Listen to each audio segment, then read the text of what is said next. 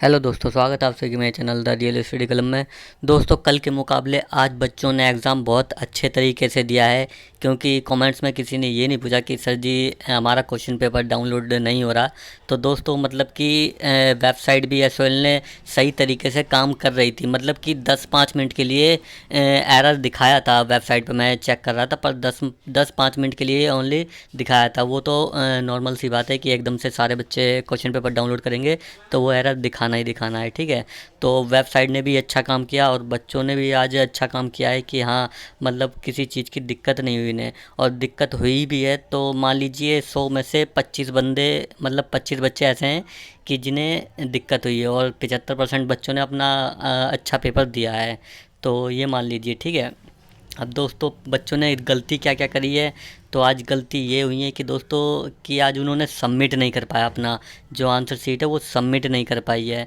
तो बच्चे अब कमेंट में पूछ रहे हैं, सर जी मैंने सबमिट नहीं कर पाई। जो आखिरी में ऐड फाइल करने के बाद में प्रीव्यू एंड सबमिट के लिए बोलते हैं, तो वो नहीं किया है। तो दोस्तों ये तो आपने बहुत बड़ी गलती करी है, ये मान लीजिए, ठीक है। क्योंकि आपको प्रीव्यू और सबमिट करना, फिर इसके उसके बाद आपको एक अंडरटेकिंग में टिक मार के उसे सबमिट करने के लिए बोलता है, ठीक है, ऐड फाइल के बाद। तो दोस्तों वो करना बहुत ज़रूरी है, मैंडेटरी है, ठीक है। तो ये तो यार कॉमन सी बातें हैं, अब इन्हें मैं क्या बोलूँ। क्योंकि दोस्तों, क्योंकि अगर आप ये नहीं करोगे तो आपका रिजल्ट ठीक नहीं आ सकता, ठीक है। तो ये मान के चलिए, क्योंकि आपने वो मतलब आपका डिक्लेयर ही नहीं हुआ है कि आपने आपने अपनी आंसर शीट सबमिट करी है या नहीं करी है, ठीक है। तो दोस्तों अब उनके लिए क्या होता है आगे, अब वो एसएल वाले बताएंगे क्या होता है और क्या नहीं होता है, ठीक है दोस्तों। और दोस्तों एक बात और कि बहुत से बच्चे अब ये पूछ रहे हैं कि सर मैंने सबमिट कर दिया बट हम पे मेल नहीं आया। तो दोस्तों ऐसी कोई दिक्कत नहीं है कि मेल नहीं आया है, ठीक है। तो इस चीज़ में कन्फ्यूजन ना हो कि मेल नहीं आया तो हमारा सबमिट हुआ कि नहीं हुआ, ठीक है। अगर आपने प्रीव्यू एंड सबमिट और लास्ट में जो सबमिट करने के लिए मांगता है सेकंड में, अगर वो दोनों चीज़ें आपने कर दी हैं अंडरटेकिंग में, ठीक है, तो फिर आपको कोई दिक्कत नहीं है, ठीक है दोस्तों। अगर आपने दोनों चीज़ें कर दी हैं, अगर मेल नहीं आया तब भी आपको कोई दिक्कत नहीं है, ठीक है। और जिन बच्चों ने नहीं किया है प्रीव्यू सबमिट, तो उनके लिए तो दोस्तों दिक्कत होने वाली है, ठीक है।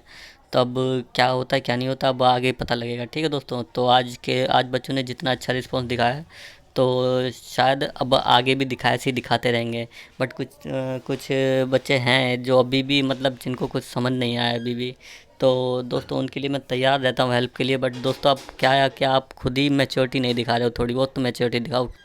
आप ग्रेजुएशन कर रहे हो यार, ठीक है दोस्तों। तो मैं आगे एक बात और बता दूँ कि मैंने आपको बताया था कि दोस्तों ये पहला वाला पोर्टल आपको यूज़ करना है, ठीक है। ये इमरजेंसी के लिए, ये ऐसा ऐसा ऐसे समझिए कि ये नीचे वाला पोर्टल इमरजेंसी के लिए, ठीक है।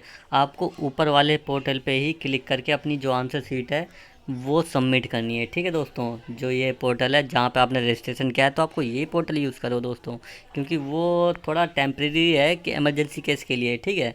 ये समझिए बात को, क्योंकि ये वाला पोर्टल एरर बहुत दिखा रहा है और मतलब कि यूज़ भी नहीं लग रहा है ज़्यादा। तो ये इमरजेंसी केस के लिए रखिए, क्योंकि जो भी चीज़ आपको करनी है पहले वाले पोर्टल पे कीजिए, ठीक है। जो भी चीज़ें करनी है, ये मैंने आपको कल भी बताया था दोस्तों। तो ध्यान रखिए इस बात का, क्योंकि जो भी आपका सबमिट या क्वेश्चन पेपर डाउनलोड करना है तो इस पहले वाले पोर्टल से डाउनलोड कीजिएगा, ठीक है दोस्तों। तो इस चीज़ का ध्यान रखिए। अब दोस्तों क्या है कि बहुत से बच्चों की पीडीएफ डाउनलोड नहीं हो पाई है, मतलब कि जो आंसर शीट है वो अपलोड नहीं हो पाई है। तो दोस्तों अब क्या है कि बच्चे बता रहे हैं कि सर हमें एरर दिखाने लग गया। तो मैंने कई फ़ोन से ट्राई किया, बट हमें एरर दिखाने लग गया जब हमने अपनी आंसर शीट अपलोड करी। तो ऐसे में अब क्या होगा, क्योंकि हमारा टाइम आउट भी हो गया था। तो अब दोस्तों क्या है, अब इसका कुछ पता नहीं है कि क्या करेंगे असल वाले, ठीक है। बट जब भी अगर आगे कोई अपडेट आएगी तभी हम कुछ आपको आगे बता पाएंगे, ठीक है दोस्तों। क्योंकि अभी तो एसएल वालों ने जितना टाइम बताया था उस गाइडलाइन के अनुसार आपने नहीं किया है सबमिट, तो दिक्कत है थोड़ी। बट दोस्तों क्या है कि अभी एसएल वालों ने जैसे पिछली बार दोबारा अपनी आंसर शीट अपलोड करने के लिए एक लिंक प्रोवाइड करवाया था, ठीक है।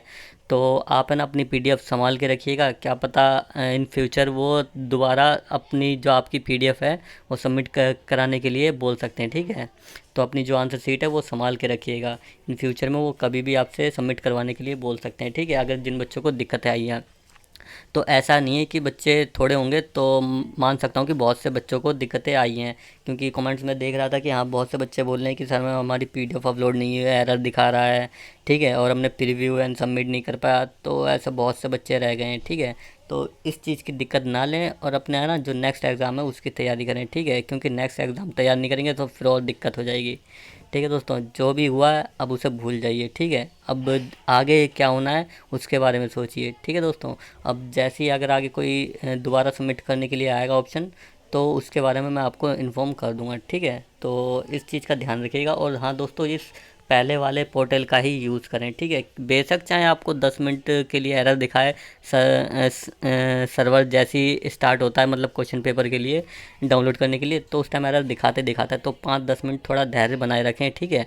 आपको 1 घंटा एक्स्ट्रा टाइम दिया गया है, ठीक है, वो प्रीव्यू कमेटी डिसाइड करेगी। और आपको एरर दिखा तो आप उसका ना स्क्रीनशॉट ले लीजिए कि हाँ, कि मेरे को दिक्कत हुई थी, कि मेरे को टाइम लगा था। फिर उसके बाद अगर आपका टाइम 7:30 बजे के बाद सबमिट करते हैं, तो उस टाइम दोस्तों आप वो स्क्रीनशॉट दिखा सकते हैं, ठीक है।